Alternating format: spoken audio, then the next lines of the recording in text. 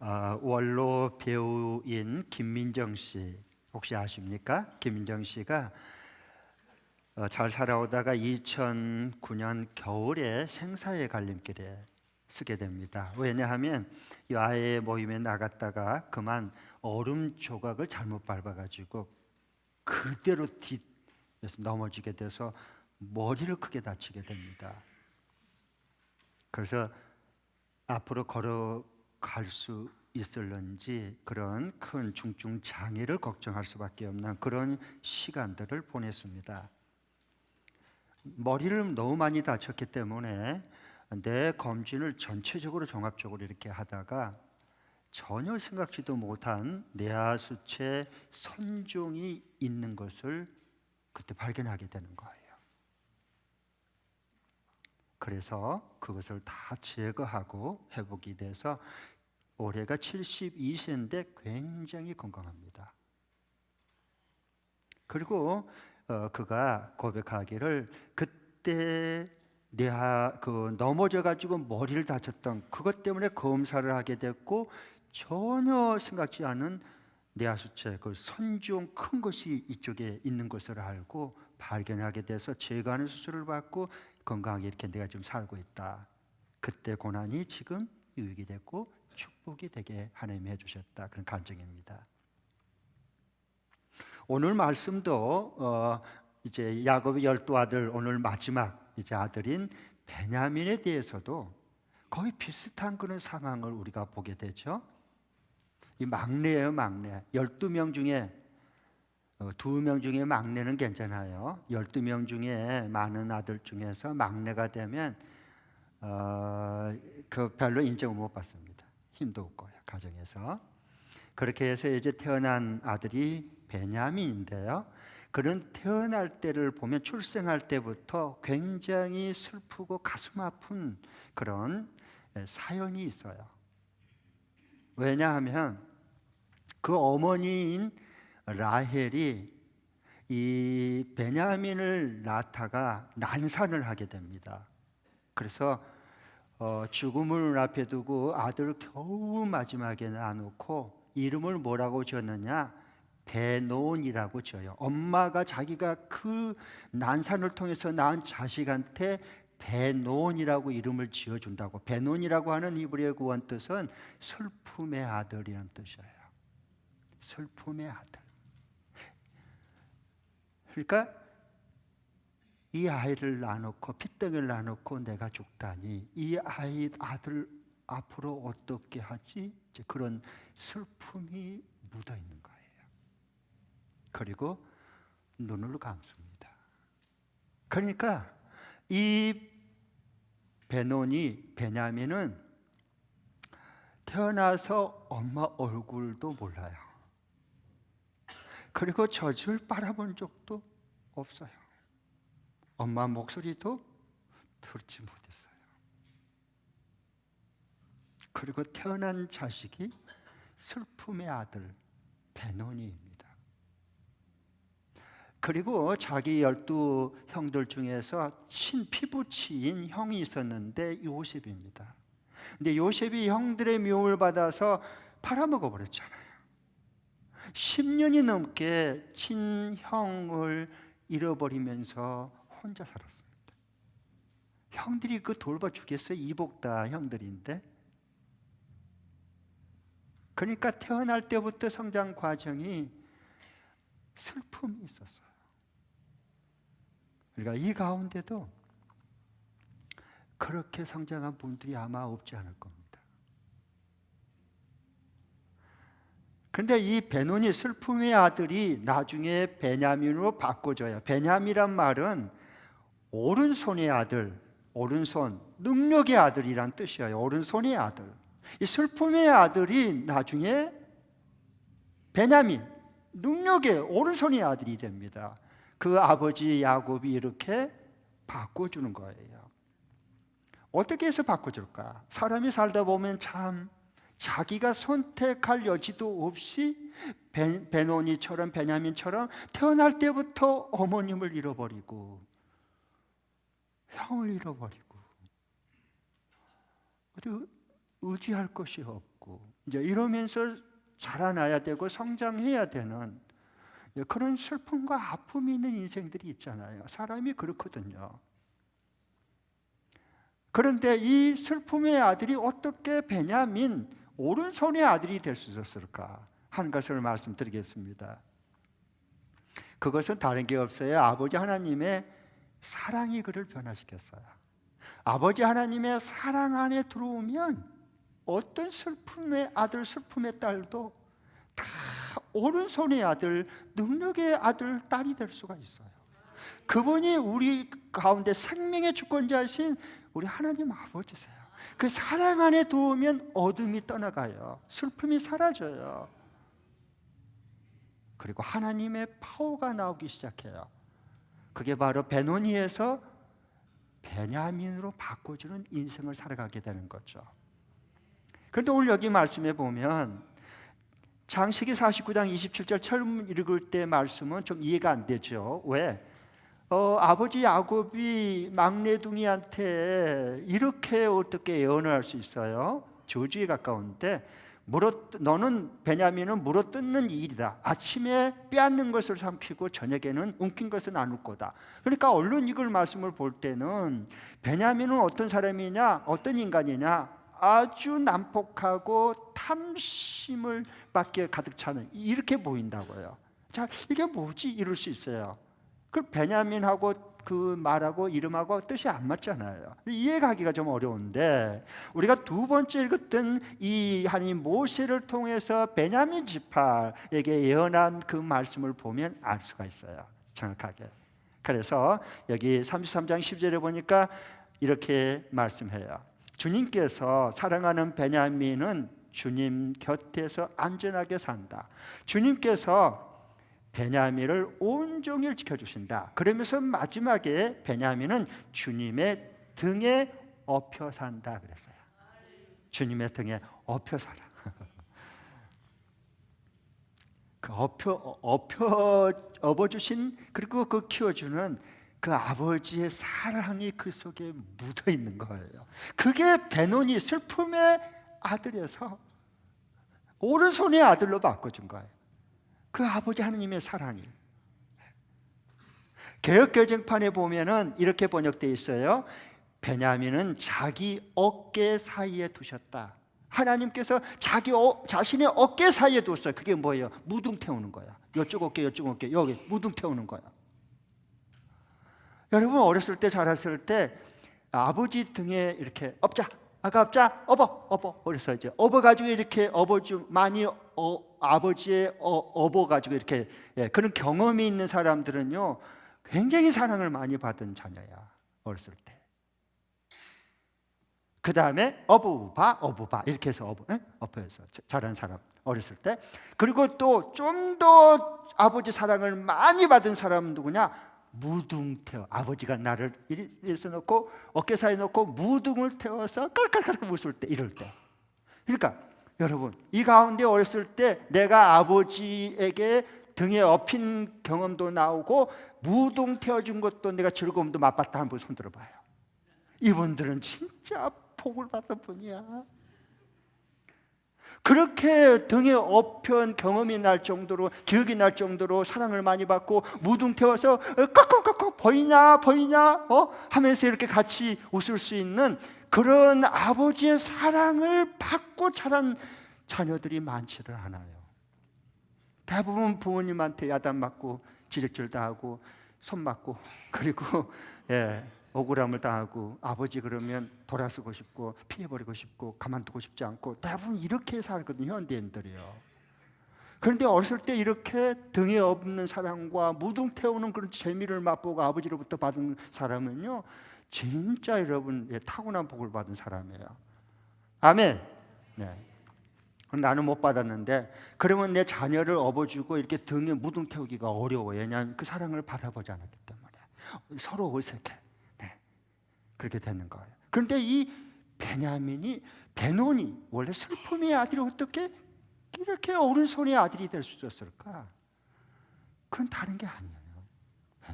어떻게 아침에 움킨 것을 먹고 저녁에는 굶긴 것을 자기만 먹지 않고 다 나눠줄 수 있었을까? 그게 뭐예요? 바로 아버지의 무조건적인 사랑을 받았기 때문에 그래요. 그런 사람이 바꿔지거든요. 이렇게요. 여러분 그 잘 아는 이제 그림도 좀 보았겠지만은 모래 위에 발자국이라고 하는 그 그림이 있어요. 이게 뭔 얘기냐면 어느 성도가 꿈을 꿔요. 그런데 그 잔잔한 그 바다에 모래가를 주님과 손잡고 같이 그 모래 위를 걸어요. 그러니까 한 발자국은 예수님의 발자국, 한 발자국은 나의 발자국 이렇게 걷는다고. 그럼 너무 좋았어요. 그런데 이게 전체 자기 인생을 쭉 이렇게 돌아온 것을 이렇게 보는데 궁금한 점이 생겼어요. 아니 화가 났어요. 왜? 가다가 자기가 진짜 어려움을 당할 때마다 주님이 사라지는 거예요. 그리고 자기 이 발자국이 하나밖에 안 남은 겁니다. 그래서 화가 나서 주님께 따지듯이 물었어요. 주님, 왜 나와 동행 항상 한다 해놓고 왜 내가 어려움 당하고 진짜 슬프고 아플 때 왜 나를 도와주지 않고 동행하지 않고 왜 나를 버리고 사라졌어요? 라고 물으니까 주님께서 이렇게 그에게 말했어요. 자세히 봐라. 자세히 발자국을 봐라. 그 발자국은 너의 발자국이 아니라 나의 발자국이다. 나의 발자국이다. 그럼 그때 저는 뭐 했어요? 네가 너무 힘들고 지치면 내가 업고 걸었단다. 그게 모래의 발자국입니다. 네. 그래서 여기 보면 사람이 힘이 어디서 나올까? 여러분, 사람이 힘이 있어야 힘 있게 살아갈 수 있어요. 힘이 없으면 주저앉고 싶고 눕고 싶어요. 먹고 싶지도 않아. 그러면 이제 병든 막바지가 온 거거든요. 힘이 빠져서 그래. 한때는 힘이 있지만 사람은 에너지가 없으면, 힘이 없으면 핸드폰 방전되면 통화가 안 되듯이, 기능 자체가 작동이 안 되듯이 사람도 힘이 빠지고 방전이 돼버리면 어떻게 되느냐? 마음은 꿀떡 같은데 몸이 움직여주지를 않는 거예요. 왜? 힘이 빠져서 그래. 힘이 없어서 그러거든요. 그러면 사람이 진짜 그 힘이 어디서 나올까? 어디서 나올 것 같아요? 우리의 힘이 어디서 나올 것 같아요? 대부분 사람이 인생을 살아가면서 나이가 점점 들어감에 따라서 두 가지 힘을 알아요. 첫 번째는 돈의 힘이에요. 머니, 이것이 이 돈이 얼마나 자본주의과 속에서 힘이 있는가를 알아요. 돈이 없으면 사람 구실을 못해요. 힘이 빠지는 거예요. 그래서 이 돈의 힘을 사람들은 너무 잘 알아요. 그 다음에 또 다른 하나는 나이가 들어갈수록 자식의 힘이에요. 자식의 힘이에요. 이 두 가지 힘을 사람들은 다 추구하고 그렇게 갖기를 원해요. 그래야 내가 힘이 나니까, 힘있게 살아갈 수 있으니까. 그런데 돈의 힘도 있을 수 있어요. 자식의 힘도 힘이 될 수 있어요. 그러나 그건 영원하지 않아요. 결국 떠나요. 그러면 나의 인생에 영원한 힘이 뭘까? 영원한 힘이 있을 거 아니에요. 그게 하나님이 나를 사랑하는 십자가의 사랑이에요. 십자가의 사랑.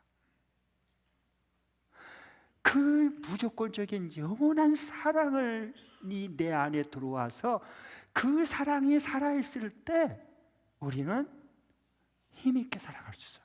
어떤 상황과 어떤 형편과 어떤 두려움도 겁이 나지 않아. 왜? 사랑에는 두려움이 없다 그랬어요. 두려움에는 형벌이 따릅니다. 무조건적인 하나님의 사랑, 십자가의 사랑을 경험하고 그 안에 거한 사람은 죽음도 두렵지 않아요. 죽음도 두렵지 않아. 왜? 죽으면 주님 안에 품에 안기니까, 그 사랑 속에 들어가니까 그걸 믿고 사는 거예요. 그러니까 두려움이 없어요. 이 주님의 사랑이 우리를 슬픔과 아픔 속에서, 어둠 속에서 오른손의 아들, 능력의 아들, 예수 권세를 가지고 사는 딸로 바꿔주는 거예요. 이게 베노니를 베냐민으로 바꿔주시는 하나님의 사랑이다, 그 말입니다. 이 사랑 속에서 우리가 들어가고 이 사랑 안에 거해야 우리 인생을 힘있게 살아갈 수 있어요. 힘있게.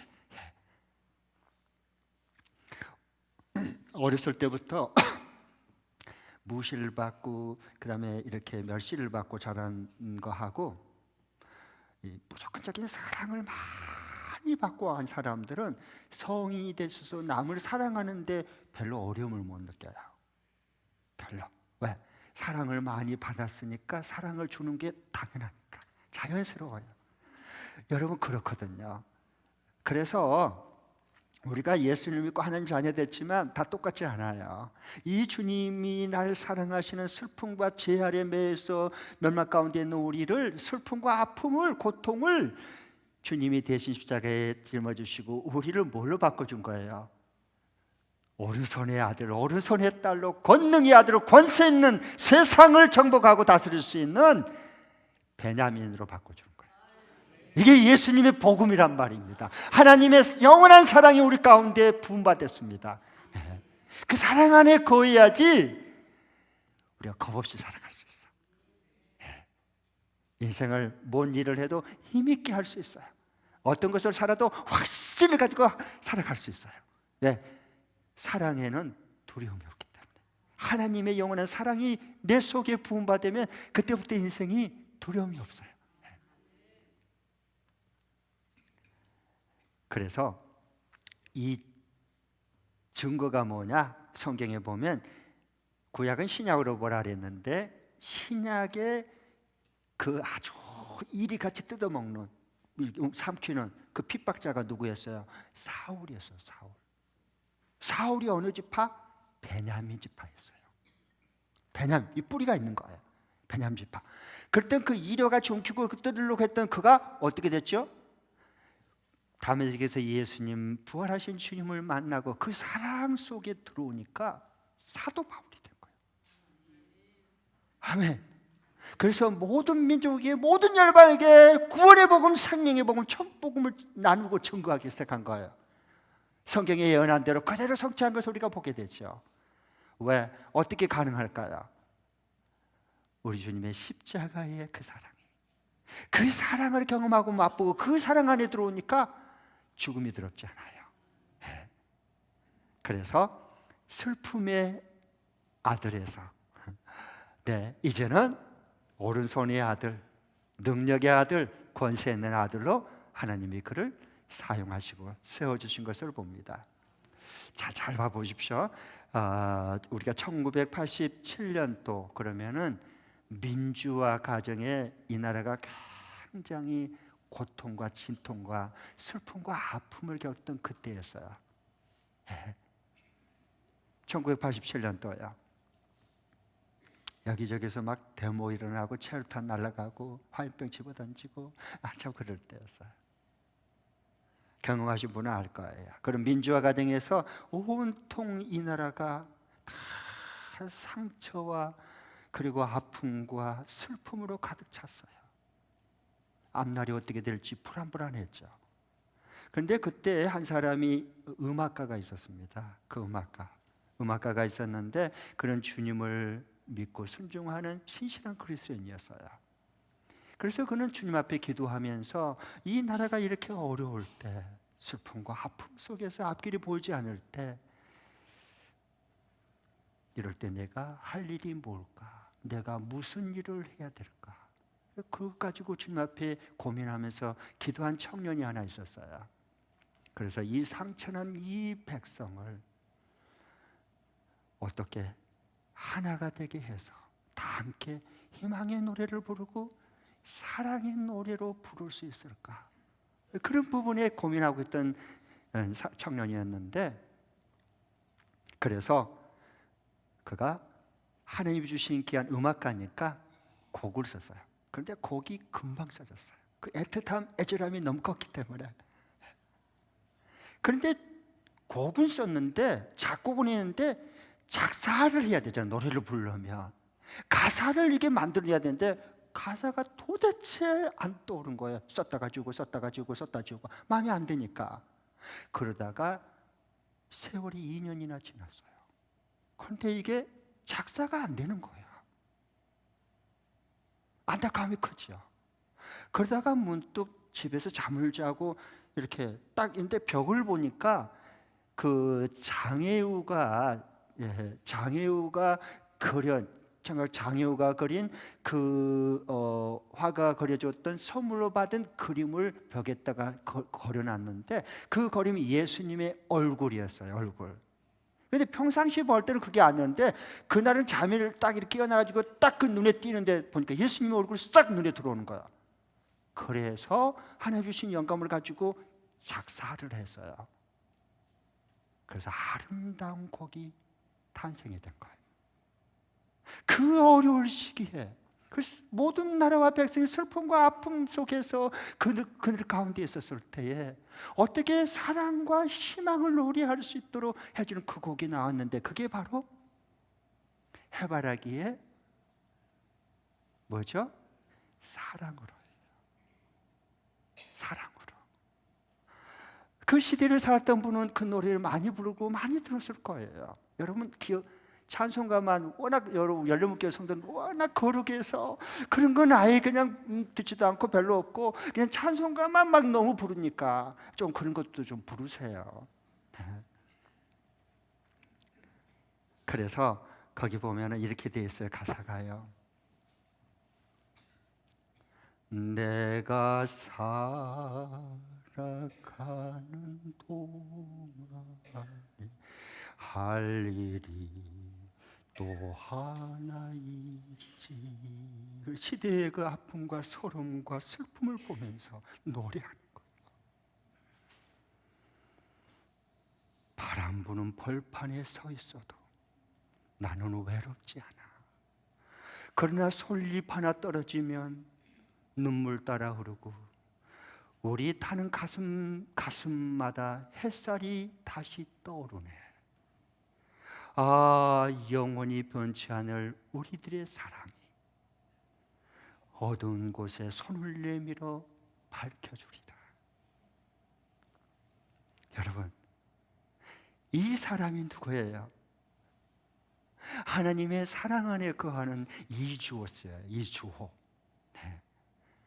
해바라기의 사랑으로 이 아름다운 노래, 많은 그때 절망 가운데 슬픔과 아픔 가운데 있던 귀한 슬픔의 아들 베노니들을 하나님의 귀한 사랑으로 다시 승화시켜서 함께 노래했다고요. 사랑을 노래하고 희망을 노래했다고요.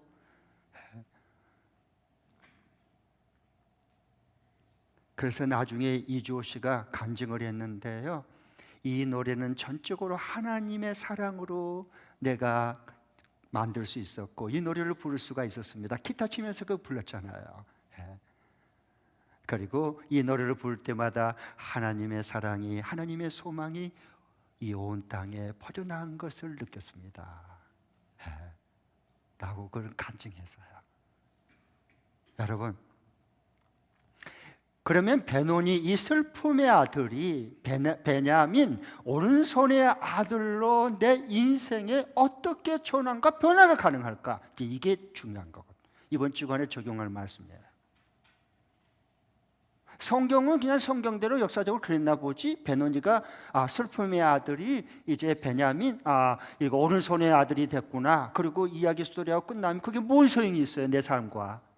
아니라는 거예요. 하나님의 말씀은 어제나 오늘이나 영원토록 살아있는 말씀이야.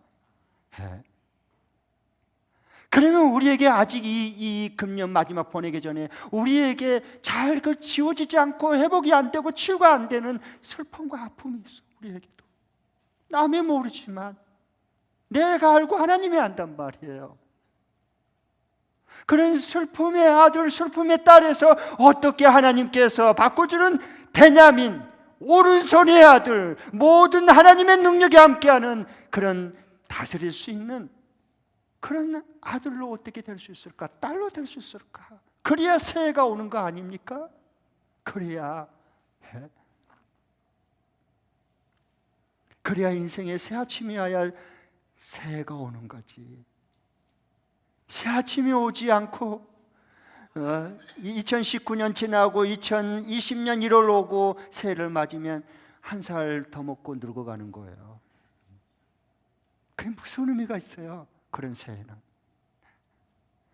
그래서 우리가 어떻게 이 슬픔과 아픔에 남 모르는 이것이 다시 바꿔줘서 베냐민 오른손의 아들 하나님의 함께하고 주님이 등에 엎어주고 무등 태워주는 주님과 함께 즐거워할 수 있는 이 베냐민, 이 귀한 오른손의 아들이 어떻게 될 수 있을까 하는 거예요. 이번 주간은 그래서 참 중요해요. 이번 주간에 연말과 연시가 지금 같이 묶여져 있는 게 연결이 될 수 있는 게 이번 주간이거든요. 그래서 이번 주간은 무엇보다 중요합니다. 그러려면 어떻게 해야 되느냐? 한번 저를 따라해 주시기 바랍니다. 한 해 동안 하나님께 받은 사랑과 은혜를 감사한다. 감사야, 감사. 키는 감사입니다. 그 감사를 하면 슬픔이 사라져요. 하나님의 지혜와 능력이 많은 거야. 감사하는 자에게 주는 거예요. 그래서 하나님께서 우리를 사랑하셔서 범사에 감사하라. 그리하면 그리스도 예수 안에서 너를 향하신 하나님의 이것이 뭐다? 뜻이다라고 말한 거예요. 하나님의 뜻이 이루어지는 거예요. 그래서 우리가 슬픔과 아픔 속에 머물러 있지 않고 거기에 매이지 않고 거기서 벌떡이라서 꽃이 피어서 뭐가 되는 거예요? 오른손의 아들 능력의 딸이 된단 말이에요. 뭐가? 하나님의 받은 은혜를 생각하면서 진심으로 마음 다해 감사할 때, 하나님께 감사할 때, 감사한데 슬픔이 어디서 끼어들어요?